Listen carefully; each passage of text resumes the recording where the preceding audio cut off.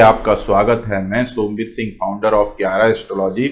आज हम शनि की साढ़े साती और ढैया के बारे में डिस्कस करेंगे कि शनि की साढ़े साती चार्ट में कैसे देखी जाती है और हमारे जीवन में शनि देव की साढ़े साती और ढैया किस तरह से रोल प्ले करती है, उनके प्रभाव किस तरह से पड़ते हैं, वो किस तरह से अपनी साढ़े साती और ढैया में न्याय करते हैं। इन सारी चीज़ों के बारे में आज हम डिस्कस करेंगे और उनके उपाय किस तरह से किए जाते हैं, किस तरह से शनि देव को शांत करना है, इन सारी बातों को आज हम डिस्कस करेंगे। तो बात करते हैं शनि देव की साढ़े साती के बारे में। साढ़े साती का मतलब क्या होता है? साढ़े साती मतलब 7.5 साल, मतलब हमारे जीवन में शनि देव 7.5 साल के लिए किसी न किसी समय जरूर आते हैं। शनि देव की साढ़े साती हमारे जीवन में इसलिए आती है क्योंकि वो न्यायाधीश हैं, कर्म फलदाता हैं, उनको न्याय करना है।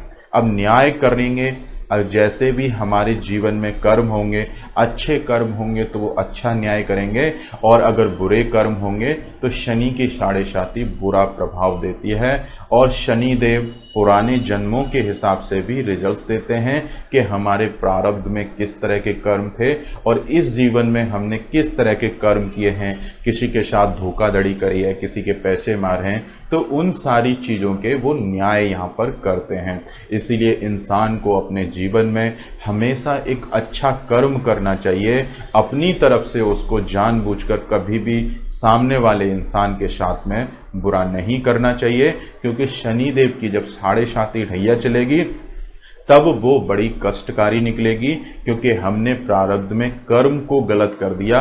उस बेसिस पर अब शनि देव प्रकृति में संतुलन बनाने की वजह से शनि देव हमारे साथ में अशुभ प्रभाव जरूर देंगे। तो बात करते हैं शनि देव की साढ़े साती मतलब 7.5 साल, मतलब पहला 2.5 साल, दूसरा 2.5 साल और तीसरा 2.5 साल। ये 2.5 साल के फेज में शनि देव गोचर में मूव करते हैं। और शनि देव का एक राशि में भ्रमण 2.5 साल का होता है। सबसे लंबा ट्रांजिट शनि देव का ही होता है।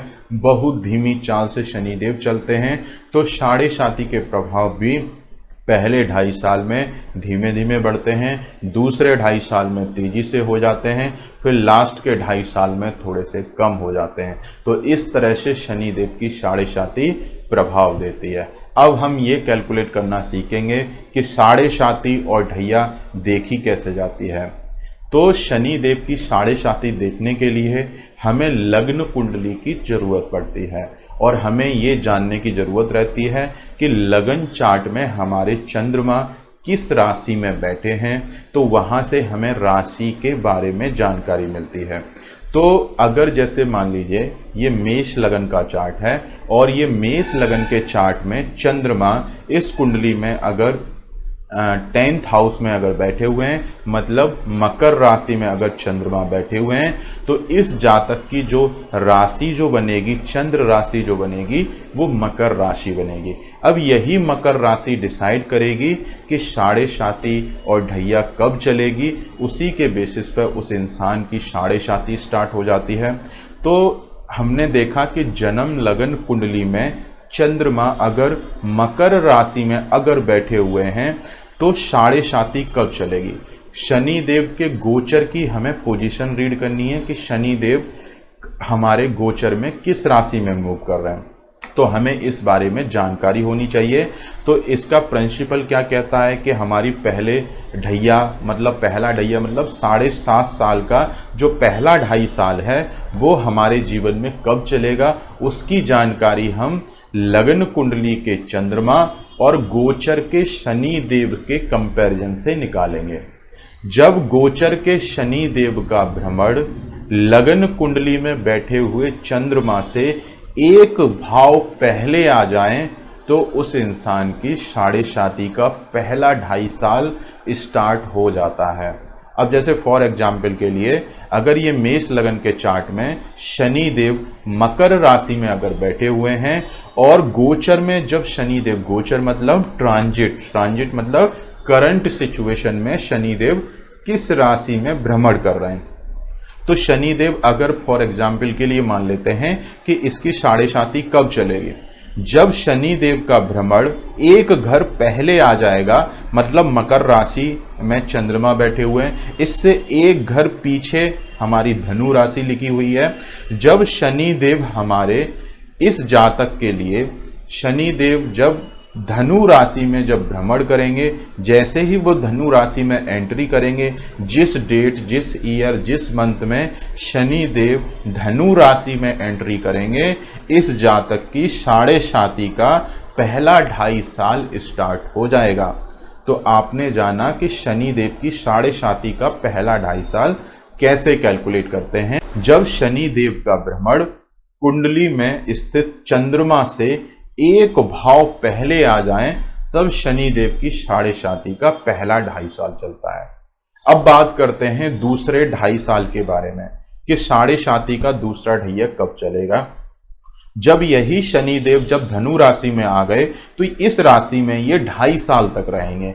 तो जैसे ही ये इस राशि से निकलकर चंद्रमा के घर में पहुंच जाएंगे, मतलब मकर राशि में शनि देव का जैसे ही भ्रमण चालू होगा, उसकी साढ़े साती का दूसरा फेज चालू हो जाएगा, दूसरा 2.5 साल चालू हो जाएगा। तो साढ़े साती का दूसरा 2.5 साल क्या कहता है कि जब शनि देव का भ्रमण गोचर में चंद्रमा जहां स्थित है कुंडली में, अगर उस भाव में आ जाए तो शनि देव की साढ़े साती का दूसरा 2.5 साल चलना स्टार्ट हो जाता है। अब ऐसे शनि देव की तीसरा जो फेज होता है, तीसरी जो ढैया होती है, वो कब स्टार्ट होगी? तो जब गोचर में शनि देव का भ्रमण चंद्रमा जहां स्थित है कुंडली में, अगर उससे एक भाव आगे चला जाए तो शनि देव की साढ़े साती का तीसरा ढैया चलता है।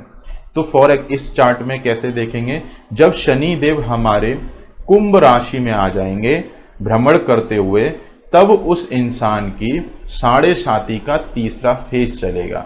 मतलब ये 7.5 साल के लिए शनि देव हर इंसान के जीवन में आते हैं। अब ये साढ़े साती दोबारा से कब आएगी? मतलब इस इंसान के अब 22 साल के बाद में साढ़े साती फिर से आएगी। जब आप 2.5 साल सारे भावों में कैलकुलेट करेंगे तो 22 साल बैठेंगे।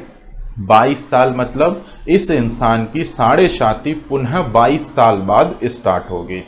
तो जब भी फिर से आएगी, इन 22 सालों में हमने जैसे कर्म किए होंगे, जिस तरह के हमने लोगों की सेवा की होगी, उसी हिसाब से शनिदेव अगले साढ़े साती में वो न्याय करेंगे।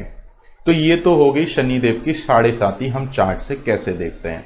अब बात करते हैं ढैया के बारे में कि ढैया शनिदेव की कैसे चलती है। बीच बीच में ढैया भी आती है। ढैया मतलब 2.5 साल, कि शनिदेव अब 2.5 साल के लिए हमारे जीवन में आएंगे और उन 2.5 साल में फिर से शनिदेव न्याय करेंगे, क्योंकि वो कर्म फल दाता हैं। उनको नेचर में एक बैलेंस बना के रखना है, इसीलिए वो न्याय करते हैं। जैसे इंसान के कर्म हैं उसी हिसाब से वो उसको रिजल्ट्स देते हैं। और साढ़े साती और ढैया में जनरली उपाय ज़्यादा फलते नहीं हैं। वो ज़्यादा उपाय करने से शनिदेव थोड़ा सा शांत तो हो जाते हैं, लेकिन पूरी तरह से शनिदेव शांत नहीं हो सकते हैं, क्योंकि वो एक कर्म फल दाता हैं। जैसा इंसान ने बीज बोया है उसको वैसा भुगतना जरूर पड़ता है। इसलिए शनिदेव की साढ़े साती और ढैया ज्यादातर इंसान के लिए कष्टकारी होती है। कभी कभी साढ़े साती भी बहुत अच्छा रिजल्ट देती है। अगर किसी के चार्ट में शनिदेव एक योग कारक ग्रह बैठे हुए हैं, मारक ग्रह नहीं है, अगर चार्ट में योग कारक ग्रह हैं, तो शनिदेव की साढ़े साती भी अच्छा रिजल्ट्स दे सकती है। अगर चार्ट में शनिदेव अच्छे भाव में बैठे हैं, कुंडली के योग कारक ग्रह हैं और महादशा भी किसी अच्छे ग्रह की चल रही है, तो चल रही महादशा, जो अच्छी महादशा चल रही है, वो साढ़े साती के बुरे प्रभाव को कम करने में हेल्प करती है। तो आज आपने जाना कि किस तरह से शनिदेव साढ़े साती में न्याय करते हैं, किस तरह से साढ़े साती देखी जाती है। अब हम बात करेंगे शनिदेव की ढैया के बारे में कि शनिदेव की ढैया कैसे देखी जाती है। जब गोचर के शनिदेव का भ्रमण जन्म लग्न कुंडली में स्थित चंद्रमा से चौथे स्थान पर वो आ जाएं, एंटी क्लॉकवाइज डायरेक्शन में आप काउंट करोगे तो चंद्रमा से एंटी क्लॉकवाइज डायरेक्शन में जब वो चौथे स्थान पर आ जाएंगे, तो तो उस इंसान की शनिदेव की ढैया चालू हो जाती है।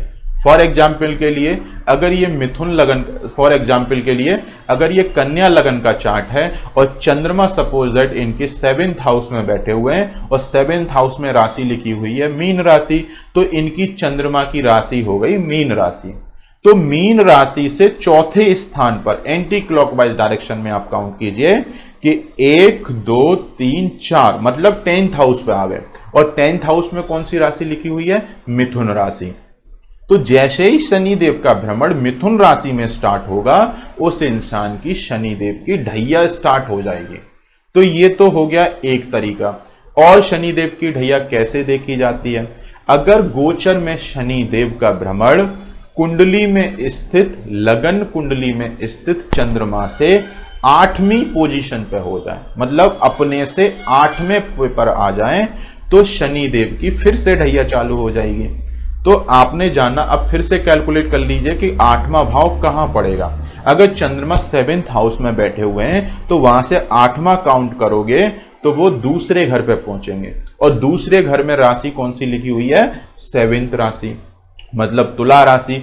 तो जैसे ही शनिदेव हमारे तुला राशि में एंट्री करेंगे, इस जातक के लिए जिसका भी ये लगन चार्ट है और जिसकी भी मीन राशि है, जितने भी समाज में जितने भी लोग हैं जिनकी भी मीन राशि होगी, उनकी ढैया जैसे ही शनिदेव तुला राशि में एंट्री करेंगे उनकी ढैया स्टार्ट हो जाएगी, और जैसे ही वो मिथुन राशि में स्टार्ट करेंगे उनकी फिर से ढैया चालू हो जाएगी।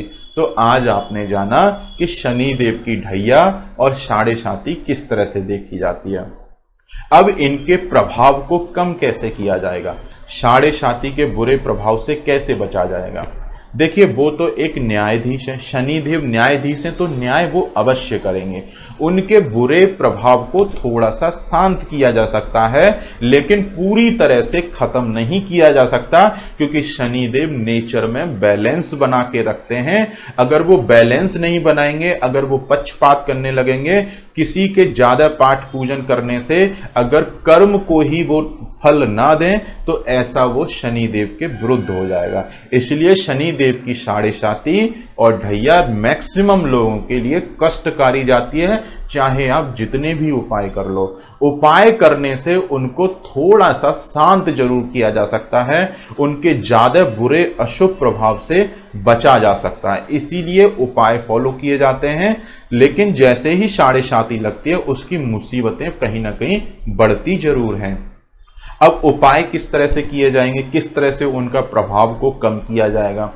अगर जैसे मान लीजिए किसी इंसान की अगर महादशा योग कारक ग्रह की चल रही है और उस इंसान की साढ़े साती भी स्टार्ट हो गई, तो ऐसे में वो महादशा, योग कारक ग्रह की जो महादशा चल रही है, वो महादशा शनि देव के बुरे प्रभाव को शांत करने में बहुत सहायक होती है।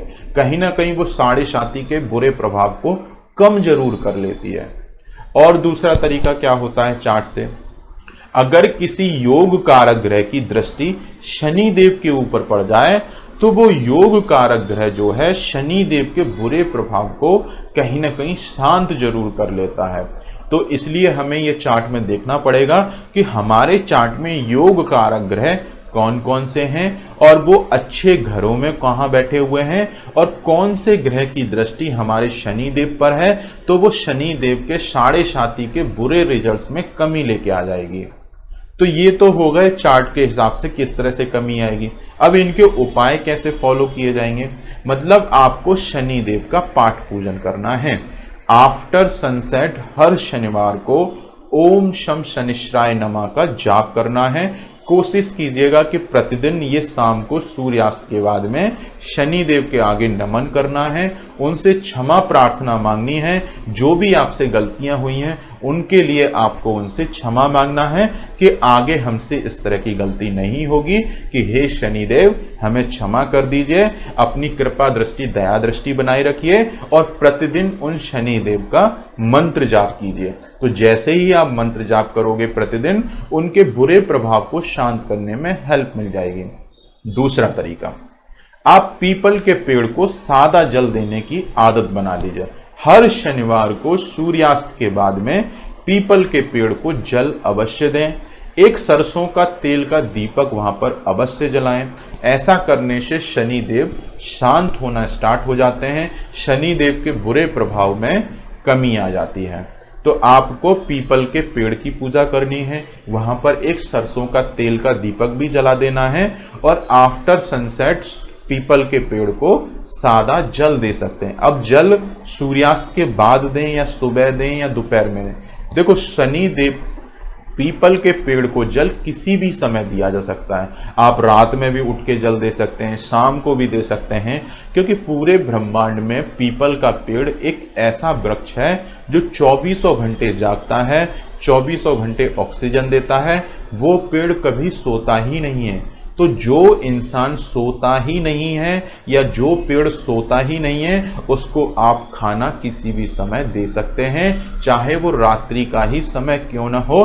तो पीपल के पेड़ को जल आप 24 आवर्स में कभी भी दे सकते हैं। कोशिश करना है कि शाम को सूर्यास्त के बाद ही दिया जाए, क्योंकि शाम होने के बाद में जैसे ही अंधेरा आता है, शनि देव का प्रभाव स्टार्ट हो जाता है। अगर उस समय में आप पीपल के पेड़ को जल देते हो तो वो प्रभाव कहीं ना कहीं शांत जरूर हो जाता है।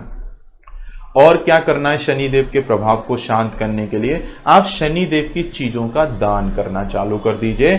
चाहे शनि देव आपके चार्ट में योग कारक ग्रह ही क्यों न पड़े हों, क्योंकि शनि देव की 6.5 और ढैया में शनि देव का प्रभाव अशुभ हो जाता है कहीं ना कहीं। तो ऐसे में उनको शांत करने में ही भलाई है, और शांत करने के उपाय होते हैं कि उस ग्रह का दान करना स्टार्ट कर दीजिए।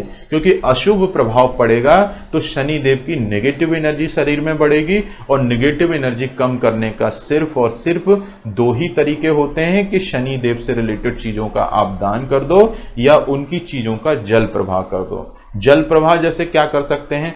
कच्चा कोयला या फिर नारियल आप जल प्रवाह कर दीजिए, या कहीं जमीन में दबा दीजिए। आप ये कर सकते हैं शनि देव के प्रभाव को कम करने के लिए। सरसों के तेल का दान कर सकते हैं। सरसों के तेल को किसी गरीब को दे दिया। अब जैसे ही वो तेल किसी गरीब इंसान के घर में यूज होगा, वो खाना बनाएगा, आपके शनि देव का बुरा प्रभाव कहीं ना कहीं शांत अवश्य हो जाएगा। तो कोशिश करना है, जो भी आपको दान करना है किसी गरीब असमर्थ इंसान को ही दीजिएगा। उससे शनि देव जल्दी शांत होते हैं, क्योंकि शनि देव गरीबों के कारक माने जाते हैं।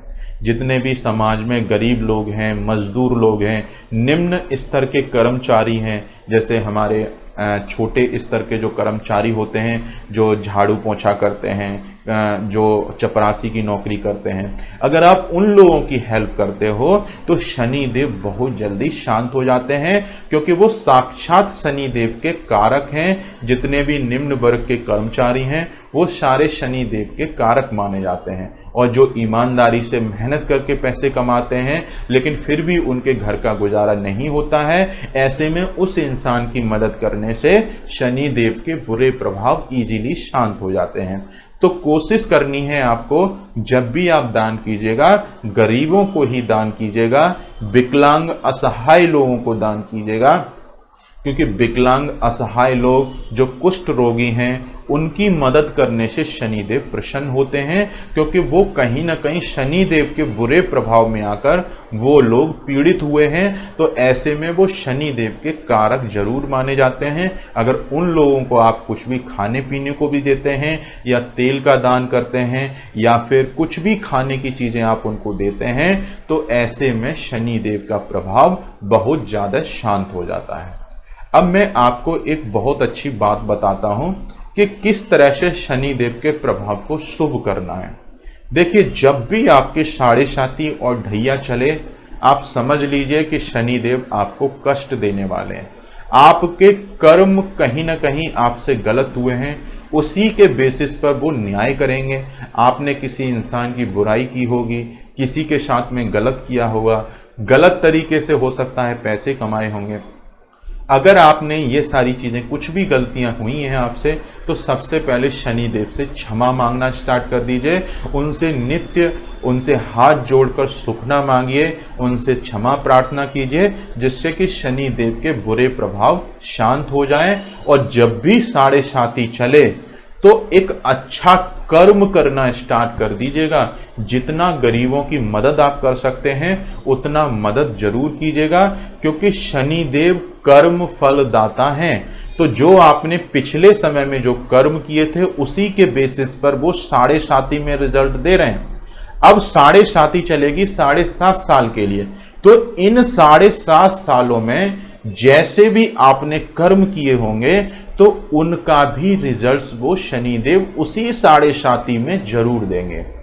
तो जब आपकी 7.5 स्टार्ट होती है, जब पहला 2.5 साल आया तो शनिदेव आपको बैंड बजा देंगे, बहुत प्रॉब्लम क्रिएट करेंगे। तो ऐसे में आपको अच्छे कर्म करने हैं, गरीबों की मदद करनी है, गरीबों के लिए मसीहा बनना है। कुछ न कुछ गरीबों को दान करते रहिए, मदद करते रहिए, गरीबों की सेवा करते रहिए और छोटे कर्मचारियों की मदद जरूर कीजिएगा। उनको कुछ न कुछ राशन पानी कुछ न कुछ जरूर दीजिएगा। तो ऐसा करने से आपने 7.5 के पहले 2.5 साल में एक बहुत अच्छा कर्म कर लिया। जब आपने कर्म को इतना अच्छा कर लिया पहले 2.5 साल में, तो क्या शनिदेव उस अच्छे कर्म का रिजल्ट नहीं देंगे? 100% देंगे। तो वही किया हुआ अच्छा कर्म आपके आने वाली दूसरी 2.5 साल, जो दूसरा ढैया आपका चालू होगा, उसके बुरे प्रभाव को शांत कर देगा।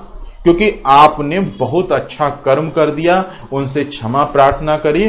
तो जब दूसरा 2.5 साल आपका चालू होगा तो वो 2.5 साल में शनिदेव चाह कर भी ज्यादा बुरा रिजल्ट्स नहीं दे पाएंगे। लेकिन कंडीशन सिर्फ इतनी है कि आपको पहले 2.5 साल में नतमस्तक हो जाना है, शनिदेव का पाठ पूजन करना है, उनके आगे नमन करना है, उनसे क्षमा प्रार्थना करनी है और गरीबों की मदद करनी है। जितना मदद कर सकते हो उतनी मदद कीजिएगा, जितना दान कर सकते हो उतना दान कीजिएगा। ये और लालच की वजह से दान मत कीजिएगा। आप दान करते जाइए, अच्छा कर्म करते जाइए, तो वही दूसरी 2.5 साल जब स्टार्ट होगी वो बुरे प्रभाव को पूरी तरह से शांत अवश्य कर देगी। तो जब दूसरा 2.5 साल आपका चालू होगा, उस 2.5 साल में भी आपको अच्छा कर्म करना है। इतना अच्छा कर्म कर दीजिए कि शनिदेव विवश हो जाए आपको अच्छा रिजल्ट देने के लिए। अगर सपोज दैट मान लीजिए आपने अपने पास से 1 लाख रुपए का लोगों में मदद कर दी, किसी को राशन दिया, किसी को सरसों का तेल दिया, किसी को लोहे का चिमटा दिया, किसी को तवा दिया, तो जितने भी चीजें आपने इन 5 सालों में पहले और दूसरे 2.5 साल में जितनी भी पैसों की लागत की आपने चीजें गरीबों में जो बांटी हैं, जितनी सेवा करी है, वही लास्ट का जो 2.5 साल बचेगा, उस 2.5 साल में शनिदेव आपके जो पिछले 5 सालों में जो भी आपने लागत का जो भी दान किया है, जो भी पुण्य कमाया है उस बीच में, उसका वो अच्छा फल अवश्य देंगे। आपके करियर में वही शनिदेव 4 चांद लगा देंगे। तो जब भी आपकी शनिदेव की 7.5 चले, इतना अच्छा कर्म कीजिए कि शनिदेव विवश हो जाएं अच्छा रिजल्ट्स देने में और उनके 7.5 के बुरे प्रभाव को शांत करने में हेल्प जरूर हो जाए। तो इस तरह से आपको शनिदेव के 7.5 के बुरे प्रभाव को शांत करना है। वैसे तो आपको जीवन में हमेशा एक अच्छा कर्म ही करना चाहिए, क्योंकि बीच बीच में 7.5 ढैया भी आती है, फिर से कुछ समय के बाद में ढैया आ जाएगी, फिर से कुछ समय के बाद में ढैया आ जाएगी। तो 7.5 जब 22 साल के बाद में फिर से आती है, उस बीच में 2 बार ढैया आपकी फिर से चल जाएगी। तो आपको बीच बीच में परीक्षा देनी पड़ती है शनिदेव के लिए।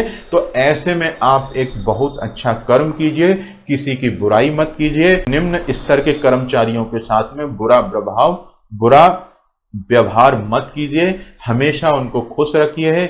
इसका मतलब ये नहीं है कि अगर आप बॉस हैं तो नीचे स्तर के कर्मचारियों के जाके गले लग जाओ, मैं ये नहीं कह रहा हूं, लेकिन कहीं ना कहीं उनको साथ में रिलेशन जरूर अच्छा कर लीजिएगा।